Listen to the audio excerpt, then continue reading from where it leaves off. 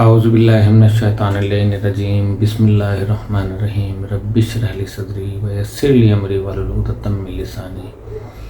یفقہوا قولی۔ میرے تمام ویورز، فیملی چینل کے ممبرز،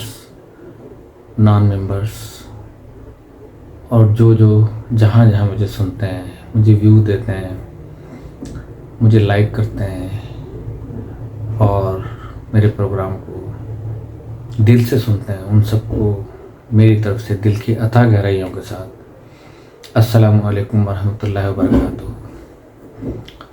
میں نے کل آپ سے عرض کیا تھا کہ جو ہمارا پروگرام چل رہا تھا کہ 3 منٹ کا سفر عالم آخرت کا، آج اس کی صرف 2 سمجھے کہ ایک ساتھ وہ رہ گئی ہیں، لیکن میں نے تھوڑا سا چاہا تھا کہ آج چہلم میں امام حسین علیہ السلام تھا، تو اس سلسلے میں کچھ آپ کو اس کے بارے میں بیان کروں تو انشاءاللہ تعالی آپ کو معلومات ہوں گی، اور اس میں اگر کوئی آپ کو اردو کے لفظ ایسے لگیں تو براہ کرم لغت سے دیکھ لیجیے گا یا سمجھنے کی کوشش کیجیے گا پورے جملے سے جو میں ادا کروں گا، کیونکہ اس میں پھر ٹائم لگ جاتا ہے کافی سارا۔ تو ہم شروع کرنے سے پہلے اپنے تمام ویورز کا میں شکر گزار ہوں، اور ایک اور ممبر ہمارے فیملی چینل میں شامل ہوئے ہیں، ان کا میں شکر گزار ہوں، ان کو خوش آمدید کہتا ہوں، اور یہ یقیناً آپ لوگوں کی اپنی کاوشوں کی وجہ سے آپ اپنے چینل کو گرو کر رہے ہیں۔ انشاءاللہ تعالی وہ دن بالکل دور نہیں، میں مایوس نہیں ہوں آپ لوگوں کی محنتوں سے بھی، اپنی محنتوں سے بھی، کہ انشاءاللہ یہ چینل جب تک میری زندگی ہے آپ لوگ اس کو اٹھاتے رہیں گے، کیونکہ یہ آپ کا اپنا چینل ہے۔ تو گزارش یہ ہے کہ اب تک کسی پیغمبر کے خاندان نے جہاد میں کوئی حصہ نہیں لیا تھا، شخصی طور پہ جو قربانیاں کی گئیں وہ راہ ہی میں روک لی گئیں۔ حضرت ابراہیم علیہ السلام نے اپنے لخت جگر حضرت اسماعیل کو خدا کی نظر کرنا چاہا، لیکن اس کا موقع ہی نہیں آیا اور وہاں پر دمبا آ گیا اور انہیں بچا لیا گیا۔ حضرت عیسیٰ علیہ السلام سولی کی طرف بڑھے لیکن بچا لیے گئے۔ آج تک تمام خاندان نبوت نے متفقہ طور پر اس میں شرکت بھی نہیں کی تھی، اور اس کی کوئی نظیر تمام سلسلے انبیاء میں نظر نہیں آئی تھی کہ صرف بھائی، صرف بیٹا، صرف بیوی ہی نے مقصد نبوت میں ساتھ نہ دیا ہو، بلکہ بلا تمیز خاندان نبوت کے اکثر اعضاء و ارکان راہ حق میں قربان ہوئے ہوں۔ یزید کی شخصی خلافت کی بیعت کے لیے جو ہاتھ بڑھے تھے وہ اسلام کی جمہوریت کا قلع کما کرنا چاہتے تھے۔ اس کا مقصد یہ ہوا کہ اسلام کی جمہوریت اور ہے، اور جو ہمارے ہاں نافذ ہے دنیا کے اندر وہ جمہوریت کوئی اور ہے۔ اور مذہب کی قربانیاں صرف امر بالمعروف نہی عن المنکر کے لیے ہوا کرتی تھی، اسی لیے جب اسوہ ابراہیمی کے زندہ کرنے کا ٹھیک وقت آ گیا تو خاندان نبوت کے زن و مرد، بال بچے، غرض ہر فرد نے اس میں حصہ لیا، اور جن قربانیوں کے پاک خون سے زمین کی آغوش اب تک خالی تھی، ان سے کربلا کا میدان رنگ گیا۔ پس حضرت امام حسین علیہ السلام کا واقعہ کوئی شخصی واقعہ نہیں ہے، اس کا تعلق صرف اسلام کی تاریخی سے نہیں ہے بلکہ اسلام کی اصل حقیقت سے ہے، یعنی وہ حقیقت کہ جس کا حضرت اسماعیل علیہ السلام کی ذات سے ظہور ہوا تھا، اور وہ بتدریج ترقی کرتی ہوئی حضرت عیسیٰ علیہ السلام کی ذات تک پہنچ کر گم ہو گئی تھی۔ اس کو حضرت امام حسین علیہ السلام نے اپنی سرفروشی سے مکمل کر دیا تھا، کہ جس کے لیے علامہ اقبال نے کہا تھا کہ غریب سادہ و رنگی ہے داستان حرم، نہایت اس کی حسین ابتدا ہے اسماعیل، کیونکہ انہیں بچا لیا گیا تھا اور دمبا نیچے آ گیا تھا۔ تو خاندان نبوت دنیا کو آباد کرنے کے لیے ہمیشہ اجڑتا رہا۔ حضرت ابراہیم علیہ السلام نے ہجرت کی، حضرت موسیٰ علیہ السلام نے گھر بار چھوڑا، حضرت عیسیٰ علیہ السلام نے آوارہ گردی کی، اور نبوت محمدی کے متبعین میں سے حضرت حسین علیہ السلام نے میدان کربلا کے اندر اس خانہ ویرانی کو مکمل کر دیا تھا۔ جناب اسماعیل علیہ السلام سے خاندان نبوت کا سلسلہ ملا ہوا ہے۔ انہوں نے ایک وادی ذی زرع میں شدت تشنگی سے ایڑیاں رگڑی تھیں۔ حضرت امام حسین علیہ السلام نے بھی میدان کربلا میں اس خاندانی روش کو زندہ کیا۔ تو میرے تمام ویورز، امام حسین علیہ السلام کا حادثہ کبریٰ اور شہادت عظمیٰ وہ حوادث اسلامیہ کا وہ عظیم الشان واقعہ ہے کہ جو تاریخ اسلام کی اولین صدی سے لے کر اس وقت تک اپنے عجیب و غریب تاثر ماتم و درد اور حیرت انگیز بقائے ذکر و تاثیر کے لحاظ سے نہ صرف تاریخ اسلام بلکہ تمام حوادث مخزنہ عالم میں ایک عدیم النظیر امتیاز رکھتا ہے۔ مخزنہ عالم کیا ہے کہ خزانہ، دنیا کا خزانہ حوادث کا، حادثات کا، خوف کا، جرم کا۔ تو اگر وہ تمام آنسو جمع کیے جائیں جو سن 61 ہجری سے لے کر اس وقت تک اس واقعے جاسوس پر بہائے گئے ہیں، اگر وہ تمام درد آہ و فغاں سوزاں یکجا کیا جا سکے جو ان 1400 صدیوں کے لا تعدد لا تحصی اسلامی نسلوں کی صدا ہائے ماتم کے ساتھ بلند ہوتا رہا ہے، اگر درد و کرب کی تمام چیخیں، اضطراب و الم کی تمام پکاریں، سوزش و تپش کی وہ تمام بے قراریاں اکٹھی کی جا سکیں جو اس حادثہ کبریٰ کی یاد نے ہزاروں لاکھوں انسانوں کے اندر ہمیشہ پیدا کیے ہیں، تو عزیزان ماتم شعار کون کہہ سکتا ہے کہ خون فشانہ ہائے حسرت کا ایک نیا اٹلانٹک و اوقیانوس سطح ارضی پر بہہ نہ جائے گا؟ درد آہ و فغاں کی ہزار بھٹیاں بھڑک نہ اٹھیں گی، اور درد و الم کی چیخیں، حسرت کی صداؤں، تڑپ کی بے چینیوں کے ہنگامہ خونی سے تمام عالم ایک شور زار نالو و بکا نہ بن جائے گا؟ تاہم میں جو پیام پہنچانا چاہتا ہوں وہ اس تذکرے سے بالکل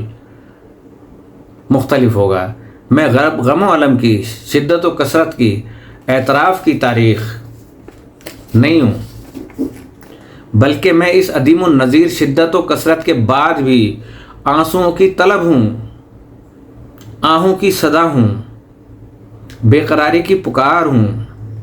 اضطراب کی دعوت ہوں، اور اے 100,000 حرمہ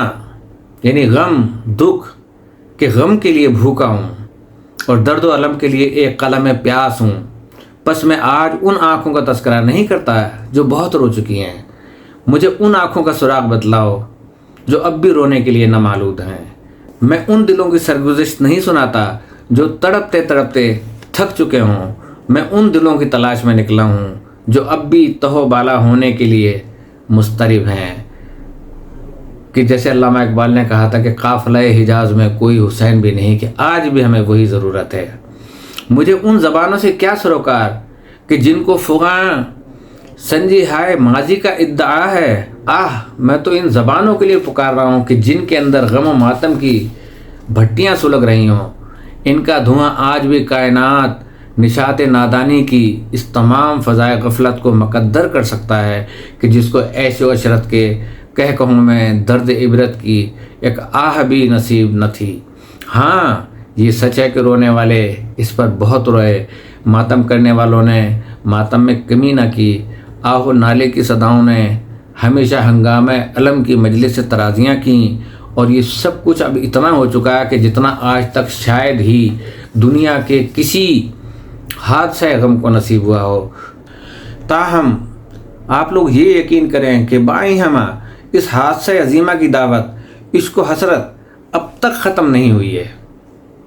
بلکہ کہا جا سکتا ہے کہ اس کی دعوت درد کے اندر جو حقیقی طلب تھی وہ اب تک لبیک کے سچے استقبال سے محروم ہے۔ 14 صدیاں میں اپنے دوران محرم و عشرے ماتم کے اس پر گزر چکی ہیں، لیکن اب تک خاک کربلا کے وہ ذرات خون آشام جن کو آج بھی اگر نچوڑا جائے تو خون شہادت کے مقدس قطرے اس سے ٹپک سکتے ہیں، بدستور آنسوؤں کے لیے پکار رہے ہیں، خون فشانیوں کے لیے داعی ہیں، آہ و فغاں کے لیے تشنہ ہیں، اضطراب و والتہاب کے لیے بے قرار ہیں، اور فضائے ریگ و زار کربلا کا ایک ایک گوشہ اب تک دیدہ ہائے اشک فشاں، جگر ہائے سوختہ، دل ہائے دو نیم، زبان ہائے ماتم سرا کے لیے اسی طرح چشمے بھرا ہے کہ آج بھی ایک کربلا کی ضرورت ہے، اور وہی کربلا آج بھی پکار رہی ہے۔ تو وہ ماتم سرا اسی طرح چشمے بھرا ہے جس طرح سن 61 ہجری کے اندر ایک آتش خیز دوپہر میں خون کی ندیوں کی روانی، تڑپتی ہوئی لاشوں کے ہنگامہ اختصار اور ظلم و مظلومی، جرہ و محرومی، قتل و مقتولی کے ہنگامہ علیم کے اندر سے نالہ ساز طلب اور فغاں فرمائے دعوت تھا۔ لیکن اگر یہ دعوت درد محض اس پانی کے لیے ہے جو ندیوں کی جگہ آنکھوں سے بہے، اگر یہ طلب محض ان صداؤں کے لیے ہے کہ جن کا غوغا درختوں کے جھنڈ، چڑیوں کے گھونسلوں، دریاؤں کی سیر، ان کی جگہ انسانوں کی زبان سے بلند ہو، اگر یہ انتظار علم محض اس ماتم کے لیے ہے جو پتھروں کو اور پتھروں کے ٹکرانے کی وجہ سے انسانی دست و سینے کی ٹکر سے ہنگامہ ساز ہو، تو اے برادران غفلہ شعار اور اے چشمان خواب آلود، بلا شبہ یہ سب کچھ ہو چکا، اور بلا شبہ سوالوں کو جواب، دعوت کو لبیک اور طلب کو مطلوب مل چکا۔ اگر انسان کا بچہ بھوک سے روتا ہے اور روٹی کے لیے آنکھوں کو سرخ کر لیتا ہے، تو انسانوں کے بڑے بڑے گروہ کیوں نہیں آنسو بہا سکتے؟ اگر درختوں کے جھنڈ ہوا سے ہل کر چند لمحوں کے لیے دنیا کو شور و غوغا سے لبریز کر سکتے ہیں، تو آدم کی اولاد اپنی آہو بکا سے کیوں آسمان کو سر پر نہیں اٹھا سکتی؟ اگر بے جان و بے روح پتھر دوسرے پتھر پر گر کر رعد و برق کا ہنگامہ پیدا کر سکتا ہے، یعنی پتھر کو پتھر سے ٹکرائیں گے تو چنگاریاں نکلتی ہیں نا، تو تم کی روح و ارادہ رکھتے ہو، اپنے دستہائے ماتم کنا سے کیوں ایک ہنگامہ زار دہشت گرم نہیں کر سکتے؟ کیا تم کو دنیا کی ان آنکھوں کی خبر نہیں جو روتی ہیں حالانکہ ان سے ایک آنسو بھی نہیں بہا؟ کیا تم نے ان زبانوں کے متعلق کچھ نہیں سنا جو چیختی ہیں حالانکہ انہوں نے ایک چیخ بھی نہ پائی؟ اور کیا تم نے ان جسموں کا تماشا نہیں دیکھا جو تہو بالا ہوتے ہیں حالانکہ ان کو ایک تڑپ بھی نصیب نہ ہوئی؟ پھر کیا اس غفلت آباد ہستی میں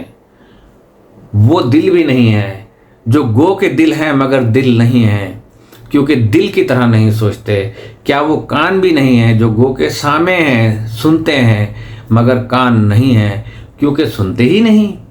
اور کیا ایسی آنکھیں بھی نہیں ہیں جو گو بصیر ہیں مگر آنکھیں نہیں ہیں کیونکہ نہیں دیکھتی؟ بس اے عزیزان من، درد و علم کی یہ پاک دعوتیں صرف اس روانی آب تسلسل صدا اور ہنگامہ غوغا ہی کے لیے نہیں ہوتی جو آنسوؤں، فغاؤں اور ماتموں کے نام سے ظہور میں آ جائیں۔ اگر ان کا یہی مقصد ہوتا تو اس کے لیے انسان کی کوئی خصوصیت ہی نہیں تھی۔ کتنے ہی سمندر پانی سے بھرے ہوئے ہیں، کتنے ہی جنگل شور و غوغا سے ہنگامہ زار ہیں، بلکہ یہ دعوت، یہ طلب، یہ حل من مجیب فی الحقیقت ان آنسوؤں کے لیے جو صرف آنکھوں ہی سے نہیں بلکہ دل سے بہیں ہیں۔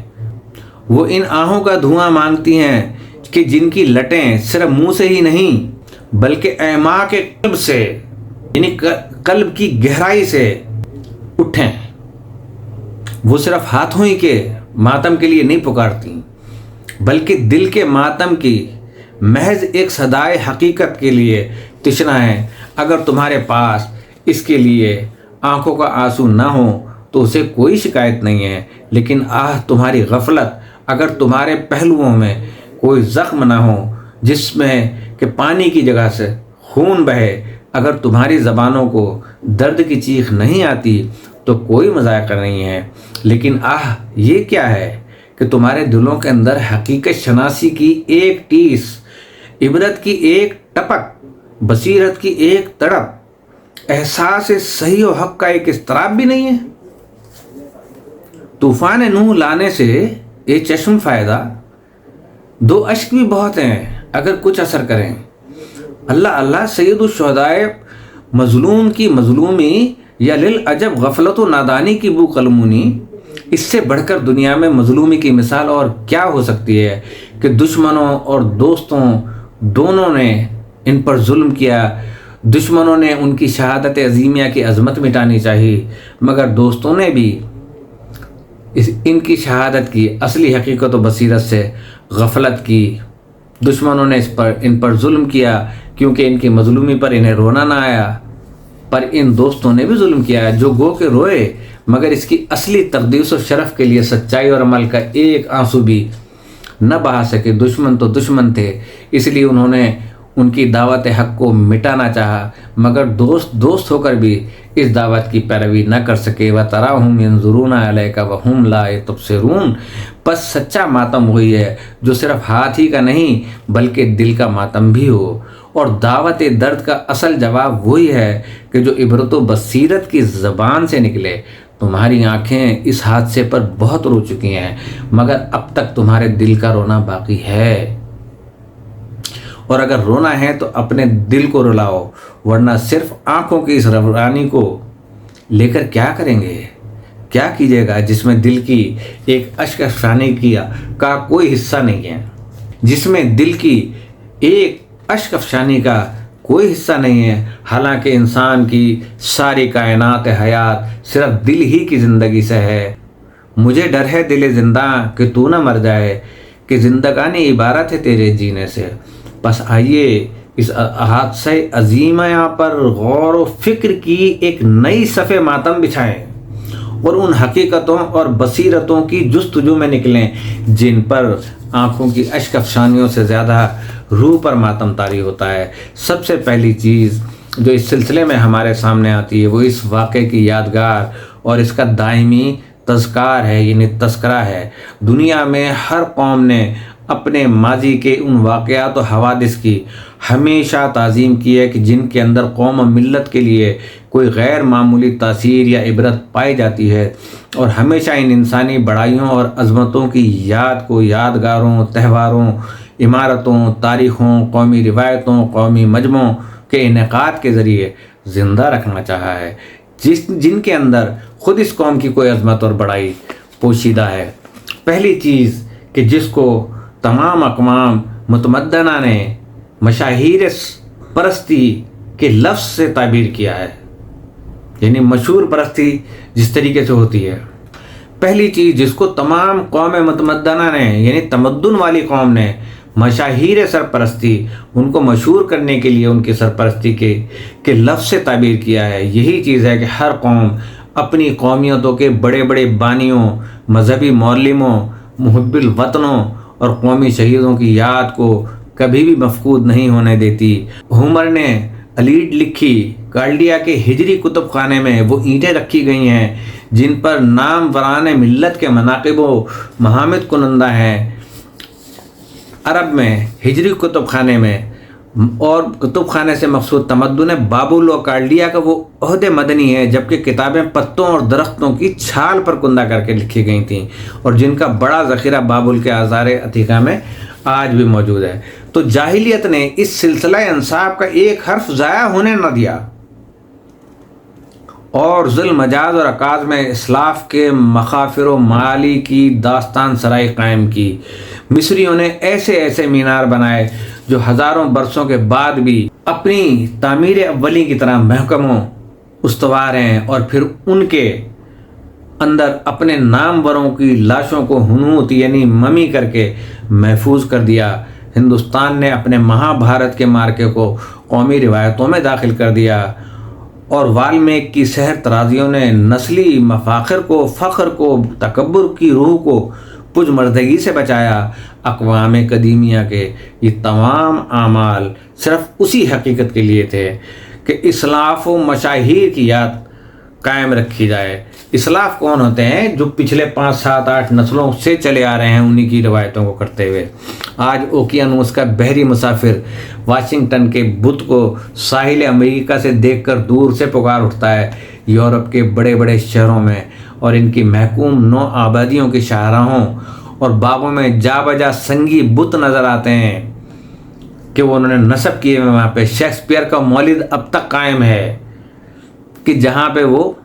پیدا ہوا تھا وہ بالکل قائم ہے۔ ملٹن کی میز کو مرنے نہیں دیا جاتا۔ جانسن کے آثار اب بھی ہر شخص دیکھ سکتا ہے۔ میدان میں ایک جگہ یہ سنگی کتبہ آپ پڑھیں گے کہ پاک میرینی نے یہاں اپنا بچپن گزارا تھا، اس جگہ تک کو محفوظ رکھا ہے۔ یہ سب کچھ بھی اسی مشاہیر پرستی کے ایک زیادہ خوشنما و دل فریب شکل ہے جو پہلے محض قومی روایتوں اور افسانہ ترازیوں کے ذریعے قائم رکھی جاتی ہے، لیکن یہ امر بالکل ظاہر ہے کہ اس تذکار اور یادگار کا اصلی مقصد کسی واقعے کو محض یاد رکھنا یا کسی نام کو فراموش نہ ہونے دینا ہی نہیں تھا، بلکہ کچھ اور ہی مقصد تھا، کیونکہ اگر یہی مقصد ہوتا تو اس کے لیے کسی خاص نام، کسی خاص واقعہ، کسی خاص حادثے میں کوئی ممتاز خصوصیت نہ تھی۔ پچھلوں کو اگر محض یاد ہی رکھنا ہے تو اس کے لیے بڑا اور چھوٹا، ادنا و اعلیٰ، نیک و بد سبھی یکساں ہیں۔ کون سی وجہ ہے کہ کارتھیج کے مشہور رہنے بال کو یاد رکھا جائے اور ٹیٹس کو یاد نہ رکھا جائے جو اسی عہد میں گزرا تھا؟ تو احیاء کار ہائے نمایاں کہ سو وہ اصلی روح حقیقت جو اجتماع انسانی کی سب سے زیادہ پرانی رسم کے اندر کام کر رہی ہے، دراصل ناموں، وجودوں کی شخصیتوں اور محض تذکرہ و یاد آوری سے تعلق نہیں رکھتی تھیں، بلکہ اس سے اصلی غرض یہ تھی کہ جو اعمال حسنہ اور عزائم مہمہ، نتائج عظیمیہ اور بصائر و مواعظ اور جلیلہ اور مشاہیر اور ناموروں کی زندگی سے وابستہ ہیں، اور جن کی یاد اور تذکرے کے اندر قوموں اور ملکوں کے لیے سب سے زیادہ مؤثر اور نافذ دعوت عمل و اتباع ہے، ان کی یاد کو ہمیشہ حی و قائم رکھا جائے اور مختلف ذریعوں سے ایسے مواقع بہم پہنچائے جائیں جن کی وجہ سے کبھی بھی آئندہ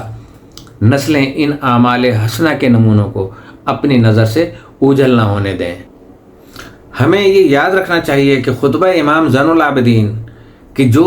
یزید کے دربار میں وہ بتا رہے ہیں اور بیان کر رہے ہیں کہ دشمنوں کے بھرے مجمع میں ایک غریب تن و تنہا شخص کا کسی کو ڈانٹنا بڑی دلیری کا کام ہے، اور امام کی گرجتی ہوئی آواز پر لوگ متوجہ ہوئے اور بولے کہ اس ہاشمی کو اپنے دفاع کا حق ملنا چاہیے، اصل حقیقت کھل کر آنا چاہیے۔ جتنے وہاں پہ وہ بیٹھے ہوئے تھے درباریوں سب نے کہا اسے بھی موقع دیا جائے جو یہ کہنا چاہتا ہے کہے، مگر یزید انہیں اس کے موقع نہیں دینا چاہتا تھا، لیکن ہر طرف سے لوگوں کے اصرار پر اس کو قبول کرنے کے سوا کوئی اور چارہ نہ تھا۔ یہ یزید کی دوسری شکست تھی، وہ چاہتا تھا کہ خطابت کے زور پر اپنے اقدام کو درست ثابت کرائے، اور اب اسے لرزتے ڈرتے ہوئے ایک شخص کو ممبر پر دیکھنا پڑ رہا تھا۔ وہ ایسا خطیب ہے کہ کسی کی مجال نہیں کہ اس کے مقابلے میں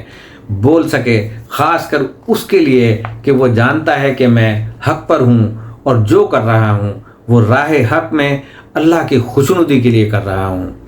تو اپنا تعارف کراتے ہوئے بالآخر لوگوں کے سکوت و انتظار کو امام کے خطبے نے توڑا اور کہا کہ ایھا الناس، اس مجمع میں جو مجھے پہچانتا ہے وہ تو پہچانتا ہے ہی، لیکن جو نہیں پہچانتا کہ وہ سن لے کہ میرا حسب نسب کیا ہے تاکہ مجھے جان لے۔ میں اس کا فرزند ہوں جس نے رسول کے روبرو شمشیر زنی کی 2 تلواریں لے کر اور نیزہ بازی کی 2 نیزے لے کر 2 مرتبہ ہجرت کی، 2 مرتبہ بیعت کی، اور جنگ و بدر و حنین کا میں کافروں سے جہاد کیا، اور خدا کی قسم وہ ایک لمحے کے لیے بھی کبھی کافر نہیں ہوئے۔ میں اس کا فرزند ہوں جو صالح المومنین ہے، وارث النبیین ہے، قاتل ملحدین ہے، بادشاہ مسلمین ہے، زینت عابدین ہے، خوف خدا سے رونے والوں کا سرتاج ہے۔ میں اس کا فرزند ہوں کہ جس کی تائید جبرائیل نے کی اور جس کی نصرت میکائیل نے کی۔ میں اس کا فرزند ہوں کہ جس نے مسلمانوں کے حرم کا دفاع کیا، جس نے باغیوں، سرکشوں، ناصبیوں سے جنگ کی، جو قریش کے ہر گروہ کے ہر چلنے پھرنے والے سے بہتر ہے، جس نے تمام اہل ایمان میں سب سے پہلے اللہ اور اس کے رسول کی دعوت کی ایمان قبول کیا، اور سابق الایمان ہے جو ظالموں کو شکست دینے والا ہے۔ منافقوں کے لیے اللہ کا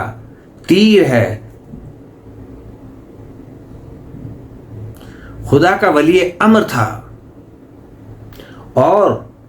وہ خدا کی حکمتوں کا باغ اور اس کے علم کا صندوق تھا، بہادر، سخی، کشادہ رو، ہر طرح کے حسن و سلوک کا جامع تھا۔ وہ بطحا کی ایک پسندیدہ شخصیت، خود سے ہر جنگ میں آگے بڑھنے والا، متحمل مزاج، بادشاہ، پاکیزہ اخلاق، قصیر القیام، نسلوں اور پشتوں کو کاٹنے والا صف شکن تھا، جو ثابت قدمی کے ساتھ اپنے نفس پر قابو رکھتا تھا۔ وہ میدان جنگ کا وہ شیر زمان تھا جو دشمنوں کو چیر پھاڑ کر ختم کر دیتا تھا۔ سوار اور پیادے جب اپنے نیزوں سے اس پر حملہ کرتے تو وہ انہیں اس طرح منتشر کر دیا کرتا تھا جیسے کوئی آندھی اور طوفان خس و خاشاک کو بکھیر دیتے ہیں۔ وہ اہل حجاز میں سے سب سے زیادہ شجاع تھا، مدینے کا رہنے والا تھا، مسلمانوں میں سے ہر فرد سے زیادہ پاکیزہ دین رکھنے والا تھا۔ وہ عقبہ میں بیعت کنندہ تھا، شہسوار بدر و احد تھا، وہ بیعت شجرا کا مرد شجاع، واقع ہجرت میں مثل فداکار عرب کا سردار، میدان جنگ کا شیر، وارث مشعرین اور رسول کے دونوں نواسوں حسن و حسین کا پدر نامدار تھا، والد تھے ان کے۔ اور سنو، میں ختیجۃ الکبریٰ کا فرزند ہوں، میں فاطمہ زہرا کا فرزند ہوں، میں اس کا فرزند ہوں جس کا سر پسے گردن سے جدا کیا گیا، میں اس کا فرزند ہوں جو دنیا سے پیاسا مارا گیا، میں اس کا فرزند ہوں جسے پانی پینے سے روکا گیا حالانکہ مخلوق کے لیے کھلی اجازت تھی، میں اس کا فرزند ہوں کہ جس کا سر کاٹ کر نیزے پر بلند کیا گیا، میں اس کا فرزند ہوں کہ جس کے اہل حرم اسیر کر کے ان کی توہین کی گئی، میں اس کا فرزند ہوں کہ جس کی لاش کہیں اور سر کہیں ہے، میں اس کا فرزند ہوں کہ جس کے اہل حرم کو اسیر کر کے شام لایا گیا۔ ان کلمات کو سن کر اہل مسجد کا حال بدل گیا، لوگ زار و قطار رو رہے تھے۔ درباری یہ دیکھ کر یزید کو بڑی پریشانی ہوئی اور امام کے سلسلہ تقریر کو ختم کرنے کے لیے اس نے مؤذن کو حکم دیا کہ جلد از جلد وہ اذان دی جائے تاکہ یہ لوگ خاموش ہو جائیں۔ اور اس کا خیال تھا کہ بیان حقائق محمدیہ کو اذان روک دے گی، حالانکہ ایسا نہیں۔ کلام پیغمبر اور کلام فرزند پیغمبر کے درمیان ایسا مضبوط ربط ہے جو ناقابل انقطاع ہے کہ کٹ نہیں سکتا۔ انہی دونوں کے ربط سے اسلام حقیقی میں جان آئے گی۔ اگر اللہ ہونے کی گواہی دنیا مسلمان ہونے کی بنیادی شرط ہے تو کیا فرزند رسول بھی یہی نہیں کر رہے؟ میرا دل، میری زبان، میرا گوشت، میرا خون سب اللہ کے ایک ہونے کے لیے گواہی دیتے ہیں۔ اب یزید انتظار کر رہا ہے کہ مؤذن اشہد ان محمد رسول اللہ کہہ کر رسول کی رسالت اور ان کی حقانیت کی آواز کو لوگوں تک پہنچائے۔ کیا وہ یہ بھول گیا کہ رسول اسی کے جد تو ہیں کہ جن کو وہ قید کی کھڑا ہے؟ جب اشہد ان محمد رسول اللہ کہا گیا تو امام فرماتے ہیں کہ یزید یہ بتا کہ یہ محمد میرے جد تھے کہ تیرے جد تھے؟ اگر یہ کہتا ہے کہ تیرے جد تھے تو غلط اور جھوٹ کہے گا، اگر یہ کہتا ہے کہ میرے جد تھے تو یہ بتا کہ تو نے ان کی اطرت اور ان کے اہل بیت کو کیوں قتل کیا اور ان کے اہل حرم کو کیوں اسیر کیا۔ تو بس آج یہ واقعات بیان کرنے تھے، مختصر طور پہ، بہت لمبے واقعات تھے۔ کسی وقت انشاءاللہ پوری ایک ہسٹری آپ کو میں سناؤں گا تاکہ آپ کے اذہان عالیہ میں اگر کوئی ایسی غلط فہمیاں ہیں یا آپ کے ذہن میں کوئی ایسی آتی ہے پریشانیاں کہ یہ واقعہ ہوا تھا نہیں ہوا تھا تو کس طریقے سے ہوا تھا، آیا یہ سچ ہے نہیں ہے